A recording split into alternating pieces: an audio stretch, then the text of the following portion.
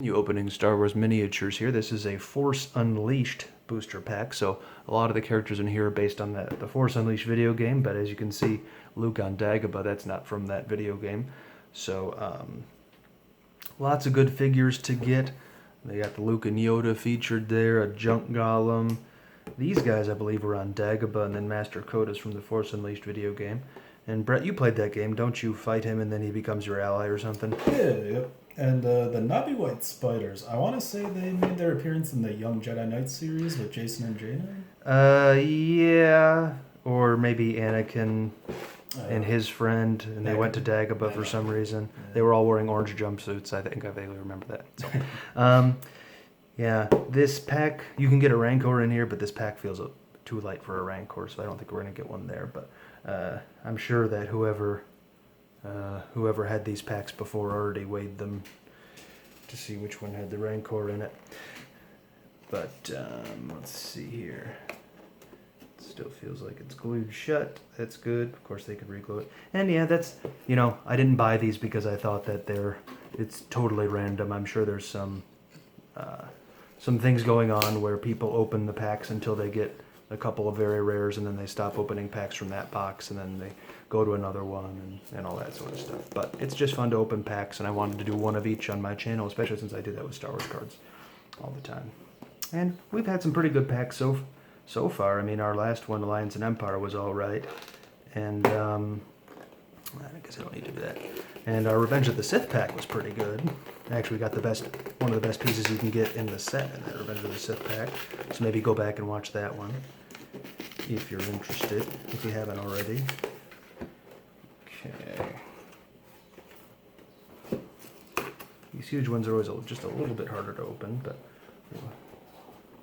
kept all four flaps intact. So we'll hand it over to my brother Brett, and he's gonna give us the rare or the huge last at some point. So here's our first one, Cloud City or Cloud Car Pilot.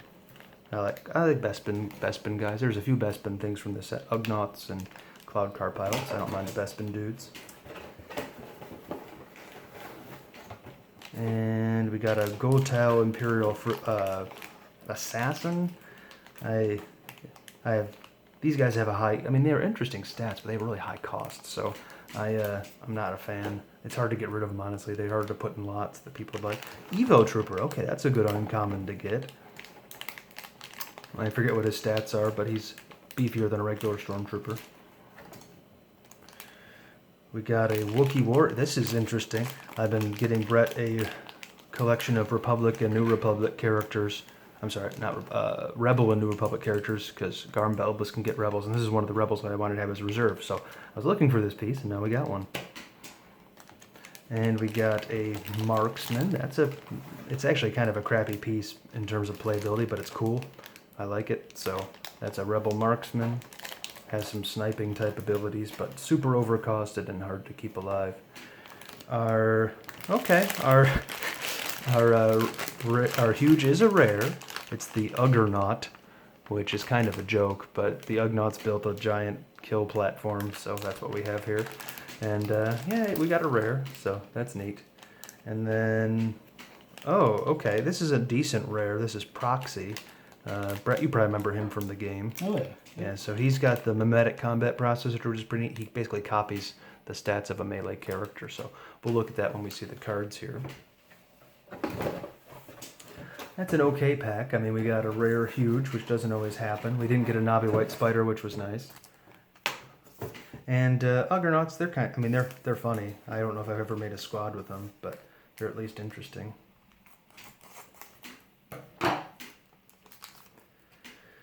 Alright, we'll look at the Uggernaut last. Alright, so the Marksman, accurate shot and Deadeye, but good luck surviving long enough to get a shot off. 15 points and only 10 HP and 12 defense. And they don't have stealth, so if your opponent has accurate shot, you're hosed. Wookiee Warrior, he's got some decent stats and grades 20. What is the Evo Trooper like? Deceptive and some beefy stats for a Stormtrooper. Here's Proxy. So he actually has a force rating droid, which is interesting. And double attack, but that mimetic combat processor is the main thing. So you put him in a squad with a high, a high defense, high attack, and high damage character like Darth Bane, for example, and he'd have double attack like Darth Bane, but Darth Bane's pretty expensive. Cloud Car Pilot, it's a fringe pilot, so there's a lot of pilot commander effects.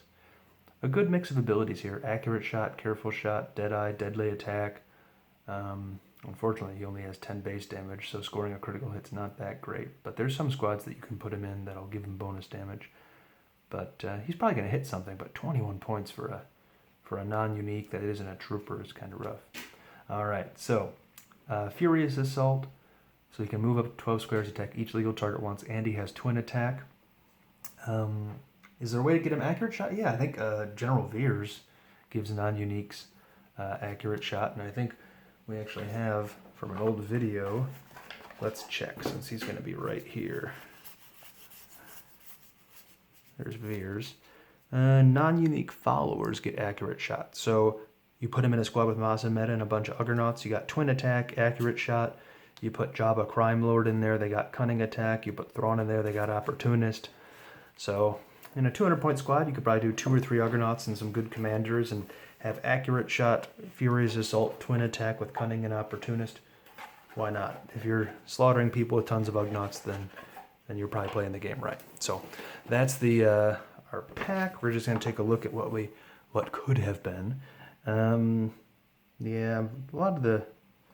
So Shaak Ti is a great one to get. The Rebel very rares aren't super valuable. Hanzo and Carbonite for some reason is more than Hanzo of Hoth. Luke and Yoda is a pretty cool one. And Darth Vader Unleashed is neat, but he's not that great. The main characters that are sought after in this one is Vader's Apprentice Unleashed. He would have been probably the best one to get. And also Vader's Apprentice Redeemed, who's only a rare. And then when we go over into the fringe, Boba Mercenary, he's up there with Vader's Apprentice Unleashed. I wonder which one's more valuable. The Felician Warrior on Rancor, of course, is the best huge to get. Maris Brood's neat, but I'm not sure how valuable she is. So, yeah, decent pack. I think Proxy is a neat piece. I mean, we could have done a lot worse than a rare huge and an okay rare. Like, for example, K3PO, he probably would have been the worst one to get. I can't really find any uses for K3PO. So that's a Force Unleashed pack. Our next is going to be Legacy of the Force. So I hope you tune in for that one. Hope you enjoyed this video. We had some okay pulls. That was our last huge pack, but we have quite a few more packs to go as we go through one of each of Star Wars Minis. Thanks for watching.